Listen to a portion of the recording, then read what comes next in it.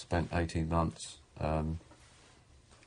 living in Chelsea, recording Exodus. We wrote I Shot the Sheriff in this flat, and finished Get Up, Stand Up also here, and from here we did all the way for him to go into the recording. I cook for them and take it.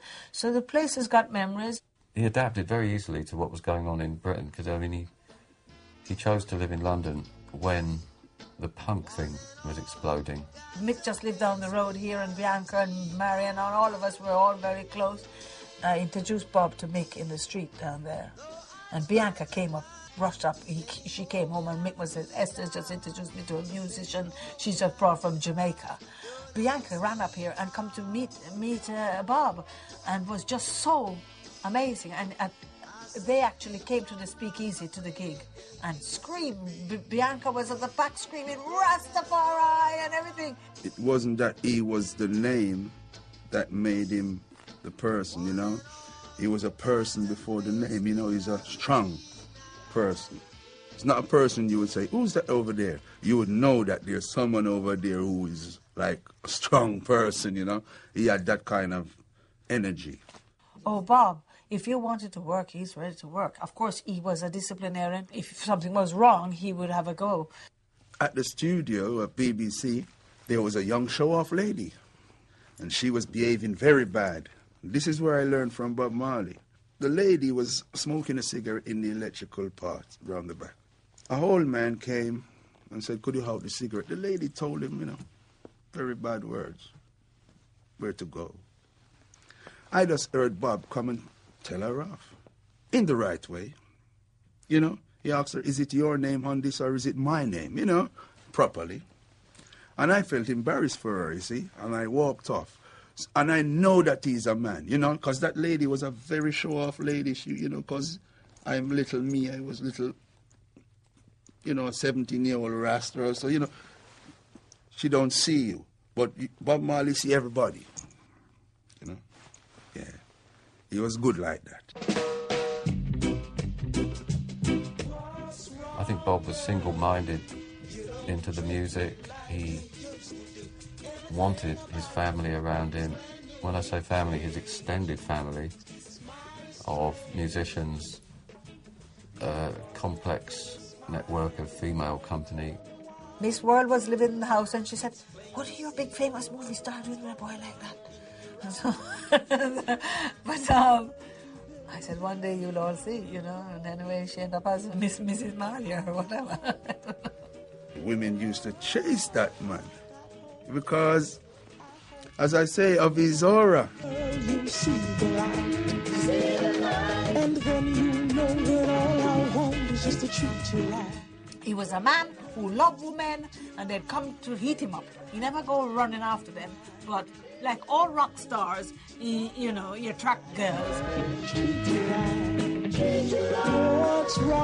While in London, Bob heard The Clash for the first time.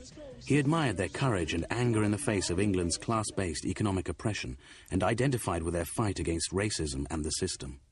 Bob came to realise that there were a lot of similarities between the punks and the young black kids in London who were getting stopped by the police. And there were a lot of similarities between, you know, his kids he knew back home in Trenchtown. Bob started off taking the mickey, but he ended up doing a record called Punky Reggae Party, which, you know, name checks The Clash. He fitted like a glove, and he was playing football, and there was a lot of, regular football matches going on through 1977, including one with The Clash, I believe. We used to link up with Bob Marley and play football and stuff like that in the team. Make a team and, you know, go out as the Whalers and play football and, you know, do quite good, you know. Never got thrashed, really, you know. I don't know. I think the Whalers slaughtered The Clash, but they were a good team. Could read the game, we call it. Could read the game. Strong. You're a little short man. Strong. I asked him if he'd ever considered being a footballer as opposed to a musician, and he said never, because music's in his soul, and he made a point of saying football's too rough. He used to like to play football, which I totally disapproved of, because I used to say, you should be, you know, you're not a football player. And so he had this friend who used to encourage him to go off to play this football. And I said, but people are waiting on you. You have to go on tour, and you should be rehearsing and writing songs. But he liked the football. And of course, that's what damaged his toe, that then became malignant and created all this cancer cells in his body that took him over eventually. In, was it May 77, Bob sustained the football injury which would become the cancer. And it was Bob's passion for football which really, he kept playing. You know, he didn't stop in May 1977. He was still playing in 1980, you know, which is a bit silly, really. By the late 1970s, Bob Marley had catapulted from the hottest new celebrity in black music to global superstar. He had become a world figurehead, like a Jamaican Martin Luther King. His records sold millions. His tours sold out, and from Asia to America, from Africa to Europe, he sang the message of Jah.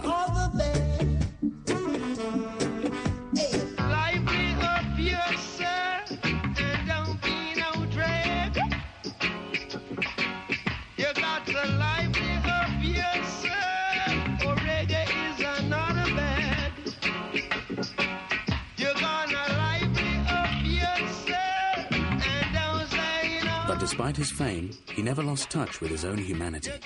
The interesting thing about him is that as he grew in stature, as he became a millionaire, for example, one often wondered, will he tend to go soft, to become gimmicky, to try to appeal to a more commercial market by compromising his statement.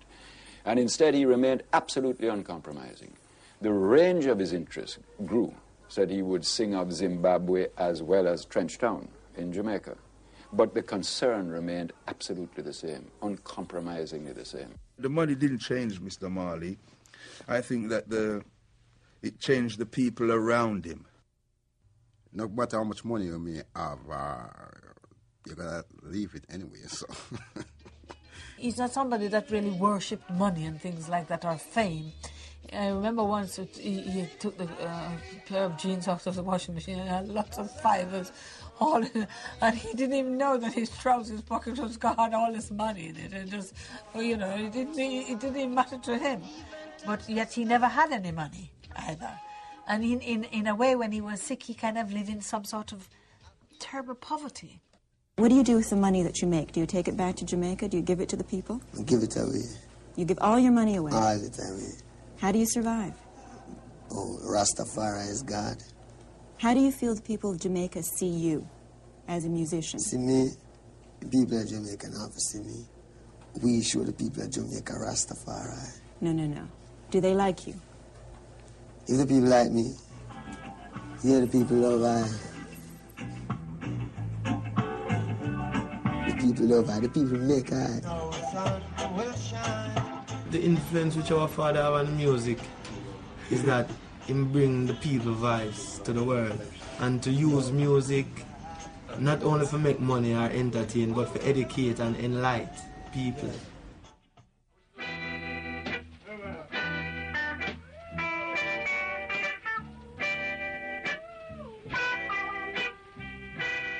He said, Mama, the doctor say I have cancer in my leg and maybe they have to cut it off. I couldn't believe, you know. I said, what? He said, yes, but he said, why would Jack give me cancer? I never do anybody any wrong. I never do anything that is wrong. What is it? Why? So I didn't really have the answer for that. I could only say, who Jah love it, he chastise it. So, you know, whatever comes, we have to just face what is before us. He was limping.